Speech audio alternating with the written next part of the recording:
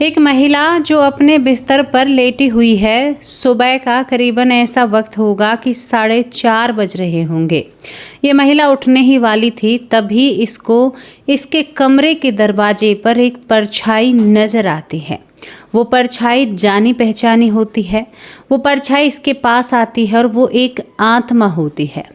आकर कह रही है कि सो रही हो या जग रही हो। माँ ने कहा जग रही हूँ। बेटी तू यहाँ पर क्या कर रही है? बेटी की आंखों में आंसू होते और कहती है माँ मुझे भूल मत जाना। मेरे साथ जो हुआ है उसका न्याय तुम्हें मुझे दिलाना होगा। मैं अब इस दुनिया में नहीं रही हूँ, लेकिन मुझको और मेरे जो जीवन में जो भी हुआ है ना, हमेशा उसको समेट कर रखना और जो भी मेरे अपराधी हैं उन्हें बिल्कुल सलाखों के पीछे पहुंचा कर रहना। अब ये माँ एकदम बैठी होती है और बेटी का नाम पुकारते पुकारते आंगन में आ जाती है, क्योंकि वो इतने शब्द कहकर वहाँ से चली जाती है। जब ऐसा होता है तो ये माँ बहुत ही ज़्यादा फफड़े पीटती है, इधर उधर बातें करती है, लेकिन इस महिला के पति का कहना था तुम्हारी बेटी एकदम बढ़िया और सुरक्षित अपने ससुराल में है। फिर जब बेटी जीवित थी तो फिर ये आत्मा कौन थी? क्या कोई आत्मा इसे धोखा दे रही थी, इसकी बेटी के रूप में इसको परेशान कर रही थी, या यहाँ पर मामला कुछ और ही था? जब इस पूरे मामले को आप सुनोगे तो आंखें नम हो जाएंगी और एक वो कड़वी सच्चाई सामने आएगी जिसे सुनकर बहुत ही घबराहट और बहुत तकलीफ होगी, क्योंकि हम सब ही बेटियों की माँ हैं और ये चिंता जायज़ है। हालांकि दोस्तों यहाँ पर बेटियां भी कम नहीं हैं, बेटियों ने भी बुरे बुरे कामों में परचम गाड़ रखे हैं। अब घर की रसोई से निकलकर बेटियां पहाड़ों तक जा रही हैं, प्रेमी हो पति हो उन्हें इस दुनिया से दूर कर रही हैं। बड़े दुख के साथ कहना पड़ता है कि बेटियों से ये उम्मीद नहीं थी, जिन्हें शायद कलेजे का टुकड़ा कहा जाता है। इस घटना को जानना चाहते हैं, कौन थी वो आत्मा, क्या था ये पूरा मामला? ध्यान से सुनिएगा। द्वारका आपको हमारे साथ चलना होगा। द्वारका में एक परिवार रहता है। परिवार की महिला जो होती है उसका नाम शकुंतला होता है। शकुंतला के पति का नाम हीरा होता है। हीरा और शकुंतला द्वारका के एक गांव में रहते हैं। बहुत ही अच्छा यहाँ पर परिवार था, बहुत अच्छी बहुत सारी चीज़ें थी। इनकी एक बेटी होती है जिसका नाम आरती होता है। ज़िंदगी बहुत खुशनबी बहुत अच्छी थी। आरती पढ़ना लिखना चाहती थी, लेकिन उस वक्त की बात कर रही हूँ जिस वक्त बेटियों को ज़्यादा पढ़ाया लिखाया नहीं जाता था। यानी कहा जाता था कि अरे ज़्यादा पढ़कर क्या करोगे, करना तो आपको घर में किचन में या साग रोटी ही बनाना है, सब्जी और रोटी और खाना ही तो बनाना है। दोस्तों यहाँ पर आरती बिल्कुल 6 क्लास पढ़ती है, उसके बाद अपने घर रहती है। लेकिन आरती हीरा यानी उसके जो पिता होते हैं उसके जिगर का टुकड़ा थे। पिता उसे बहुत प्यार करते थे और माँ शकुंतला भी उसे बहुत प्यार करती थी। धीरे धीरे कब वो खेलते कूदते जवानी की दहलीज पर पहुंच जाती है ये माँ बाप को भी अंदाज़ा नहीं होता। लेकिन जब बेटी जवान दिखती है, किशोरी दिखती है, तो माँ बाप के मन में विचार आता है कि बेटी की शादी कर दी जाए, क्योंकि अब बेटी जवान हो रही है। दोस्तों आरती के लिए इधर उधर लड़का तलाशा जाता है। एक लड़का तलाशा जाता है जिस लड़के को देखकर माँ बाप खुश हो जाते हैं, क्योंकि वो लड़का अपने माँ बाप की एक लौती औलाद था। और आरती भी खूबसूरत थी, समझदार थी, बहुत अच्छी थी।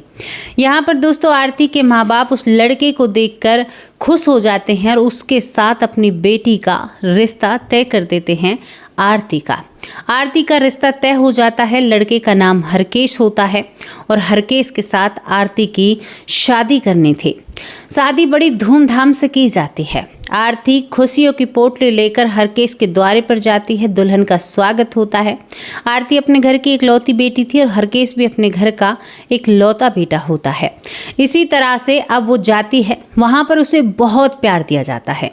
इतना प्यार दिया जाता है कि आप यकीन नहीं मानोगे। आरती की सास उसे बेटी की तरह रखती है। कभी उठो, कभी खाओ, कभी नहाओ, कोई दिक्कत ही नहीं है, कोई परेशानी नहीं है।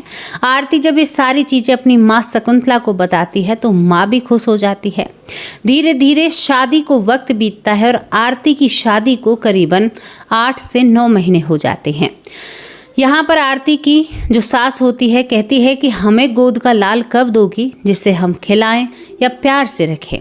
हरकेश भी अपनी पत्नी पर जान छिड़कता था। सब कुछ बहुत सही चलता है। शादी को 11वां महीना चलता है। अब एक दिन जो यहाँ पर शकुंतला है अपने घर में सोई हुई थी।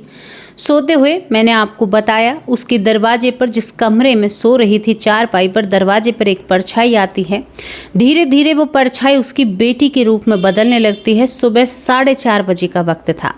वो अपनी माँ से बात करती और कहती है कि माँ, मेरी जो भी गलती हो ना मुझे माफ़ कर देना, लेकिन जिसने मेरे साथ गलत किया है उन्हें सलाखों के पीछे ज़रूर पहुंचाना। माँ ने कहा कि बेटी तू तो बहुत अच्छे घर में है, तू ऐसी बातें क्यों कर रही है, तू तो बहुत ही अच्छे घर में है और तेरी ज़िंदगी बहुत अच्छी चल रही है। तभी यहाँ पर आरती जो दिख रही थी माँ को, शायद वो सपना था या हकीकत थी, उसकी आंखों में आंसू आते और कहती है कि माँ, जहाँ मैं रहती हूँ ना वहाँ पर एक बहुत गंदी सी मैली सी जगह है, वहाँ पर जाकर मुझे ज़रूर ढूंढना अगर मैं तुम्हें ना मिलूं, और मेरे हर बचपन के पल को याद रखना। और वो आंगन की तरफ बढ़ने लगती है। माँ एकदम से बैठी होती है और आरती के पीछे भागने लगती है। सुबह 4:30 बजे का वक्त था। यही जब भागती हुई महिला दिखती है तो हीरा की भी आंखें खुलती हैं और वो देखता है कि उसकी पत्नी किसी के पीछे भाग रही है और पत्नी आरती आरती कर रही है। हीरा ने अपनी पत्नी को संभाला और उसे झंझोरा, कहा कि तुम क्या करना चाहती हो? बेटी सुख शांति से अपने ससुराल में रह रही है और तुम ऐसी हरकतें क्यों करके अपने आप को वाहियात किस्म की दिखा रही हो? ये बात तो गलत है आरती की मम्मी। तभी आरती की मम्मी रोने लगती है। कहती कि मानो या ना मानो कुछ ना कुछ बेटी के साथ हुआ है। बेटी आई और मुझसे बात करके गई। पिता ने कहा, अरे वो तो अच्छी रह रही है, तुझे पता नहीं है उसके घर वाले उसे यहाँ पर भेजते भी नहीं हैं? तू ऐसा क्यों कह रही है? तेरी बेटी बहुत अच्छी है, कोई दुख तकलीफ नहीं है उसे। चल थोड़ी देर और आराम कर, उसके बाद सुबह देखते हैं क्या होगा। दोस्तों यहाँ पर शकुंतला बेचैनी भरे पल से बिस्तर पर बैठ जाती है। 5:30 बजे तक वो बैठी रहती है। 1 घंटे तक उसे नींद नहीं आती है। सुबह होती है, सुबह काम करती है, फिर बेटी की उस परछाई को याद करती है। मुझे ऐसा क्यों दिखा, ऐसा मेरे साथ क्यों हुआ, क्या बात है? दोस्तों दोपहर हो जाती है। वो कहती कुछ खबर सुध लो ना बेटी की, क्या हुआ है क्या नहीं हुआ है। तभी दोस्तों यहाँ पर करीबन दूसरे दिन शाम को 4 बजे, यानी जिस दिन दिखा है उसी दिन के शाम के 4 बजे खबर आती है कि आरती ससुराल से भाग गई है। अब ये बहुत बड़ी बात है, कहीं यहाँ पर तो नहीं आई है। अब ससुराल वाले इतने अच्छी तरह से रखते थे। दोस्तों यहाँ पर बड़ी बुरी बात होती है। आरती की सास रोती बिलखती शकुंतला के पास आती और गले लगती है। मेरी बेटी कहाँ है? झोली फैलाती है और उसे मुझे दे दो, मुझे अपनी बेटी चाहिए। शकुंतला हैरान, मुझे मेरी बेटी क्यों दिखाई दी, क्या हुआ? बड़ी गुत्थी बहुत अजीब लग रही है। शकुंतला ने कहा, जी हम तो कानून के पास जाएंगे, बेटी कहीं से तो मिलेगी। मेरी बेटी चरित्र की बिल्कुल भी बुरी नहीं है। दोस्तों यहाँ पर कानून आती है, घर तलाश करती है, इधर उधर देखती है। पुलिस वाले कहते हैं कि ऐसा तो कुछ भी नहीं है, समझदार है, बहुत बड़ी है कि भाई देखो ऐसा तो नहीं है, कोई बच्ची है, पता नहीं कहाँ पर गई हो, अपनी मर्जी से शायद किसी से प्यार करती हो। लेकिन शकुंतला को ये बात बहुत बुरी लगती है। पुलिस वालों पर झल्लाते हुए कहती है कि मेरी तो बेटी चली गई है, मिल नहीं रही है, और आपको ऐसी बातें करते हुए लज्जा नहीं आती? तुम्हारी बेटी नहीं है? तो पुलिस वाले शकुंतला को धमकाते हैं, फिर वो भी चुप पड़ जाते हैं। 1 से 2 दिन निकल जाता है। शकुंतला बेटी के ससुराल में जाकर रोती है, बिलखती है। कुछ लोग कहते हैं कि अरे भाग गई होगी किसी के साथ, कोई मजनू होगा, कोई कुछ होगा, कोई कुछ होगा। अब दोस्तों कहीं पर भी आरती नहीं मिल रही थी, किसी भी रिश्तेदारी में नहीं मिलती है। हरकेश जो होता है वो भी गम में डूबा हुआ है, अपनी सास के गले लग रहा है। बहुत अच्छी थी मेरी पत्नी, कुछ न कुछ ऐसा हुआ है। इस तरह की बातें कि माँ बाप के सामने बिल्कुल उसे साबित कर दिया कि वो महिला किसी के साथ भाग कर गई है, जो कि आरती है। शकुंतला अपने घर आती है, बैठी हुई सोच रही है, सोच विचार है। पुलिस में कंप्लेंट दर्ज कर दी। शकुंतला पुलिस चौकी जाती है, वहाँ से कुछ भी नहीं मिलता है। अब वो फिर बिस्तर पर बैठी हुई है, उस दिन को याद कर रही है जिस दिन उसकी बेटी उसके पास आई और उससे कुछ शब्द कहे। क्यों कहे? कहीं वो मर तो नहीं गई, या किसी प्रेमी के साथ भागी है। आगे का जो सुनोगे हैरान हो जाओगे, काफ़ी ज़्यादा हैरान हो जाओगे, सच में ही बता रही हूँ। चारपाई पर बैठती है, बैठते हुए उसकी थोड़ी सी आंखें लगती हैं और फिर वही रोती बिलखती बेटी की आत्मा सामने आती है। माँ कैसे सो सकती हो? आरती की माँ शकुंतला एकदम बैठी हो जाती है। कहाँ नींद है बेटा? तेरी याद में आंखें लगती हैं और तेरी याद में आंखें खुलती हैं। कहाँ सोई हूँ मेरी लाडली, तू कहाँ गई है? तेरे बारे में कुछ भी पता नहीं चल रहा, पुलिस भी ढूंढ रही है। तुमने हमारा काला मुंह क्यों किया? तुमने ऐसा क्यों किया हमारे साथ? वही रूह थी, वही आत्मा थी। आंखों से आंसू आते और कहती कि माँ इतना ही पहचाना मुझे, मेरे साथ कुछ नहीं हुआ, मैं नहीं भागी हूँ, मैं उसी घर में हूँ जिस घर में लोग मेरे लिए रो रहे हैं। वही पापी लोग जहाँ पर वो पशु बांधते हैं ना माँ, और पशुओं के लिए चारा रखते हैं। थोड़ी सी मिट्टी हटवाना, उसी के नीचे मेरा वो शरीर मिलेगा माँ। मैं रोज़ उसके पास घंटों बैठकर रोती हूँ, मुझसे किसी का कुछ भी नहीं हो रहा है। माँ मुझे वहाँ से निकालो, मैं इंसाफ चाहती हूँ। मैं उस दिन तुरंत आपके पास आई माँ, मेरे पति ने मुझे नशे के चलते मारा है, क्योंकि मेरी और उसकी लड़ाई चल रही थी। वो काफ़ी दिनों से नशा करता है, शादी से पहले ही, क्योंकि एक लौता बेटा बिगड़ैल बेटा है। और जो सास मुझे बेटी बना कर रखती थी, उसने अपने हाथों से मुझे ज़मीन के अंदर दफन करवाया है। यकीन ना हो तो माँ तू जा और वहाँ पर ऐसा कर। अब ये बात अजीब सी लगती है ना, बिना शरीर का इंसान या कोई भी ऐसा कैसे कह सकता है? ये सारी बातें शकुंतला अपने पति से कहती तो वो कहता है तुम बेटी के वियोग में बावली हो रही हो। आज जो चढ़ती जवानी या उम्र है, अक्सर कुछ लोग ऐसी हरकतें करते हैं, तुम उन सीधे लोगों पर लांछन लगाना चाहती हो, ये तुम्हारी गलती है। लेकिन शकुंतला नहीं मानती है। पुलिस वालों को अब ये नहीं बताती है शकुंतला कि मुझे मेरी बेटी की आत्मा ने बताया है। उसने कहा कि साहब मुझे शक है मेरी बेटी उसी घर में है कहीं ना कहीं। मुझे लग रहा है हमारी बेटी ऐसे तो कहीं नहीं जा सकती। जब वो पुलिस वालों के सामने रोती है ना, तो पुलिस वाले समझ जाते हैं, असली रोने और झूठे रोने को पुलिस वाले समझ जाते हैं। दोस्तों पुलिस के जाने कहाँ मन में आई, वो अपनी चौकी को छोड़कर उस घर में तलाशी के लिए निकलते हैं। अब यहाँ पर शकुंतला को बहुत ही ये सोचना था कि क्या बेटी सच में ही आई। उसे अपनी बेटी की आत्मा पर भरोसा होता है। वो रोती बिलखती पूरे घर का सामान पुलिस वालों ने तहस नहस कर दिया। इसके बाद शकुंतला कहती है कि मेरी तसल्ली के लिए इतना किया है, एक बार जहाँ पर पशुओं का चारा रखा जाता है वहाँ पर तहकीकात और कर दो, मुझे तसल्ली हो जाएगी। पशुओं का चारा जो साल भर के लिए भरा जाता है ना, इस तरह का वहाँ पर चारा था। लेकिन जहाँ बेटी ने सटीक जगह बताई, वो कहती है कि यहाँ से तलाश और कर दो, शायद यहाँ पर कुछ मिल जाए। दोस्तों वहाँ पर जब उसे खोदा जाता है, बिल्कुल 4 अंगल मट्टी और उसके ऊपर बहुत सारा पशुओं का चारा पड़ा था, वो सब कुछ पुलिस हटाती है। पुलिस इतने अच्छे से काम करती है इस केस में। जब उसे हटाती है तो सच में ही वहां पर आरती, जिसका शरीर सड़ने लगा था और उसके ऊपर नमक भी डाला गया था गलने के लिए, तो सोची समझी साजिश थी। दोस्तों अब इस कहानी की परतें खोलनी थी। पहली बात, माँ को उसकी बेटी दिखाई दे गई, ये सत्य है, लेकिन उसने, क्योंकि पुलिस और कानून इन बातों को नहीं मानता है, जब उस आरती के शव को कब्जे में लिया जाता है और जब उसका कुछ काम कराया जाता है या चेकअप कराए जाते हैं, तो वो आरती ही थी। कपड़ों से भी, हाथों में कंगन, जो माँ ने अंगूठी दी थी, अंगूठी वो भी नहीं उतारी गई थी।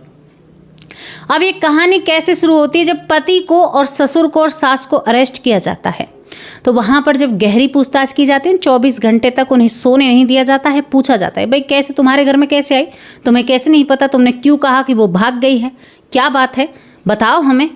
दोस्तों जब उनसे बार बार यही बात दोहराई जाती है तो पति टूट जाता है। कहता है हर केस की मैं बहुत प्यार करता था आरती से, और आरती में कोई भी कमी नहीं थी, कोई भी कमी और कोई भी ऐसी बात नहीं थी। लेकिन आरती में तो कमी नहीं थी। मैं शराब पिया करता था, जुआ भी खेला करता था और बहुत सारी कमियां मेरे अंदर थी। आरती को जब इन बातों को पता चलता है तो वो कहती है कि मेरे माँ बाप क्या कहेंगे, तुम्हें ये सारी चीज़ें छोड़नी होंगी। जब वो मेरे विरुद्ध लड़ती है तो कई दिन हम में अक्सर लड़ाई होती है, लेकिन उस रात जब मैं घर आता हूँ तो मैं नशे में होता हूँ। आरती मुझसे लड़ाई करती क्योंकि मैंने उसे कसम उसकी मानी थी और उसके सर की कसम खाई। तो आरती रोने लगती है कि तुम तो मुझे मानते ही नहीं हो, तुमने मेरे सर की कसम खाई और फिर भी तुम पी कर आ गए। तो मेरी और उसमें हाथापाई होती है और हाथापाई होते हुए आरती दीवार में लगती है और मैं गुस्से में उसके गले पर हाथ रखकर उसके प्राण पखेरु उड़ा देता हूँ। यानी आप समझ रहे हैं मैं क्या कहना चाहती हूँ। उसके बाद जब ये हो जाता है तो मैं वहीं पर सोता रहता हूँ, लेकिन सुबह करीबन 2:30 बजे मुझे होश होता है, नशा उतरता है। माँ को मैं दिखाता हूँ तो सबको पता था। अब यहाँ से कैसे बचा जाए पुलिस वालों से, तो उसके बाद हमने चारे को एक तरफ किया, जो भैंसों का चारा था पशुओं का, और वहाँ पर आरती के शव को दफना दिया। दोस्तों हैरानी भरी बात देखिए, आरती मरने के बाद उसकी जो आत्मा रूपी है वो अपनी माँ के पास जाती है और माँ से जाकर सारी बातें करती है। उसे अपनी माँ ही सबसे बेहतर लगी, पिता को नहीं दिखाई दी, पिता को बिल्कुल भी नहीं दिखाई दी। ये बात माँ और उस बेटी के बीच की थी, लेकिन इन बातों ने एक बहुत बड़े केस को पुलिस के सामने रख दिया था और एक माँ की सूझबूझ ने। आखिरकार पुलिस ने इसमें कहा कि पुलिस ने एक कार्रवाई अच्छी करी और उसके चलते घर में ही सब कुछ मिला, वरना पता नहीं चलता। उनके बयान, उनकी बातें कुछ अजीब लग रही थी। इस तरह की दलील पुलिस वाले इसमें देते हैं। यहाँ पर तीनों के ऊपर कार्रवाई होती है, सास को छोड़ दिया जाता है, सास की कोई गलती नहीं होती, लेकिन दोनों बाप बेटे सलाखों के पीछे होते हैं। ये वो घटना थी जिसमें 2 बार आरती अपनी माँ को दिखाई देती है। आरती की माँ ही अपने घर उसके 12 दिन 13वीं कराती है, हवन कराती है, सारी रस्में आरती की माँ निभाती है। सास ने भी भाग लिया, लेकिन आरती कि माँ ने कहा कि आप कभी हमारे द्वारे पर पाँव मत रखिए, मुझे बहुत बुरा लगा। आप ऐसा हुआ था तो मुझे उसी वक्त बताती, मेरी बेटी की देह के साथ ऐसा क्यों किया। दोस्तों इस क्राइम को पुलिस वालों के सामने भी आया और बहुत सारा इस पर जो भी काम करना था वो कार्रवाई हुई और ये घटना यहाँ पर समाप्त होती है। अब बताइए इस घटना के बारे में आप क्या कहोगे। अब भी आप कहोगे कि आत्मा नहीं होती हैं? आत्मा होती हैं, बिल्कुल होती हैं। सच्ची और अच्छी आत्मा कहीं ना कहीं आपको ज़रूर दर्शती हैं, ज़रूर पता चलता है। देखिए माँ को बता दिया कि मैं वहाँ पर हूँ, किसी तरह से वहाँ पर पुलिस को पहुँचाओ। ये हैरानी भरी बातें होती हैं। ये बातें वो होती हैं जो समझ में नहीं आती, लेकिन आती हैं जब बहुत कुछ समझा कर जाती हैं। ये घटना, ये कहानी यहीं पर समाप्त होती है। आपकी क्या राय है इस घटना के बारे में, वो राय लिखकर ज़रूर भेजना। पहला नाम है मंजू, जो कि फेसबुक परिवार के नाम ले रही हूँ। शशि बाला मेरी बहुत प्यारी बहन है, सखी हैं। कैसी हो प्यारी बहन। नीरू बहुत अच्छा नाम है, बहुत अच्छे कमेंट करती हैं। गौरी नारायण, तारक चंद शर्मा, मोनू जैन, शिवम राज, रेखा, रतन लाल, विमला रावत, पुष्पा दास, राम किशोर वर्मा, सुनीता, विमलेश, जोध सिंह, गीता मिश्रा, पुष्पा पांडे, मंगी लाल, दियोकी नंदन, उषा रानी, प्रीति, प्रकाश, सुनीता, सोपल गुजर, अमरदीप, मधु।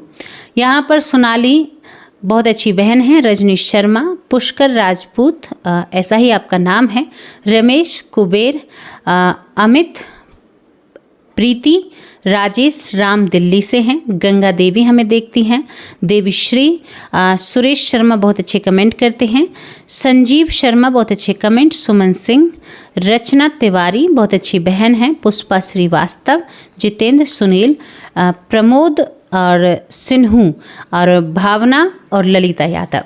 ये हमारा फेसबुक परिवार है जो हमें फॉलो करता है और बहुत सारे इनके कमेंट होते हैं, बहुत सारा प्यार होता है। अब बारी है यूट्यूब परिवार की। दोस्तों यूट्यूब परिवार में हमसे जुड़े हुए हैं यशवंती माँ, जो बहुत दिनों में कमेंट किया है। अर्चना दुबे ने भी बहुत दिन में कमेंट किया है क्योंकि वो व्यस्त हैं। यहाँ पर आर्यन सैनी, राम लखन, युगमाया साहू, मीनू मिश्रा, भूप सिंह भाई, बी पांडे, शकुंतला बहन कैसी हो, राजेंद्र सिंह, रंजीत कुमार मिश्रा। अच्छा यहाँ पर रवि फिटनेस नाम का एक चैनल है, जिन्हें सपोर्ट कीजिए। वो अपने चैनल पर काम करते हैं, फिटनेस के बारे में बताते हैं और वो हमारे सदस्य हैं परिवार के, उनके चैनल को भी साथ देना। रवि फिटनेस नाम से उनका चैनल है। मेघालय सरोज बहुत अच्छे कमेंट करती हैं। डॉक्टर रंजीत कुमार मिश्रा बहुत प्यारे भाई हैं मेरे। निशा शर्मा बहुत बहुत धन्यवाद। डॉक्टर सुरेश सोनी बड़े भाई बहुत अच्छे कमेंट करते हैं। सतपाल नारंग बहुत बहुत धन्यवाद। रिंकू, गीता बहन कैसी हो? आशा गुप्ता, महेंद्र सिंह, सुलेखा साहा, रमेश भाई, कृष्णा, सुमित्रा पौर, कमलेश बिष्ट बहुत प्यारी बहन है। बेटी का बॉस बहुत अच्छे कमेंट करती हैं। मधुप मनमा, आप कैसे हो? प्रवेश, तुलसी शर्मा, बिमला दलाल माँ, राजेश सैनी, श्रवण वर्मा, संतोष कुमारी, ईश्वरी बहुत अच्छे कमेंट करती हैं। ललिता यादव हरियाणा से हैं। केवी ज़्यादा, भाई कैसे हो? शरीयू बाला बहुत अच्छी बहन हैं। श्रद्धा शर्मा, रेखा, कविता, रेखा पावर, मयंक, सीमा लखनऊ से हैं। सीमा हमारी बड़ी बहन जो लखनऊ से देखती हैं। भागीरथ चंद्रा, ममता वर्षनीय, सीमा अरोड़ा दिल्ली से बहुत प्यारी बहन हैं। यहाँ पर संता यादव, अलका अग्रवाल, आशा गुप्ता, यहाँ पर राजू खरवाहा बहुत बहुत धन्यवाद। वंदना चंदेल, जयश्री शोला टू बहुत अच्छी माँ है, बहुत अच्छे कमेंट करती हैं। राकेश अवस्थी, राजा राम भाई कैसे हो? सीता मौर्य मेरी कैसी हो प्यारी माँ। सीता शर्मा बहुत प्यारी बहन है। सिकंदर सिंह बहुत प्यारी बहन है। श्रिया बहुत अच्छे कमेंट करती हैं। प्रवेश बहुत बहुत धन्यवाद। खुशी, पीहू हैला जो नज़र नहीं आती हैं। बबीता सिंह दिल्ली से, वो भी नज़र नहीं आती हैं। ऐश्वर्या माँ बीच बीच में आती हैं। ये मेरा पूरा परिवार है, पूरा तो नहीं है, बहुत सारे लोग रह चुके हैं, लेकिन ये परिवार बहुत अच्छे कमेंट और बहुत अच्छा साथ देता है। आपकी जो भी राय है, राय लिखकर ज़रूर भेजा कीजिए। आपकी राय का इंतजार करते हैं। अब आप लोगों से विदा लेते हैं। कल हाजिर होंगे एक सच्ची रुचि स्टोरी के साथ। और ये घटना कैसी लगी, राय लिखकर ज़रूर भेजना। नमस्कार, जय हिंद, जय भारत।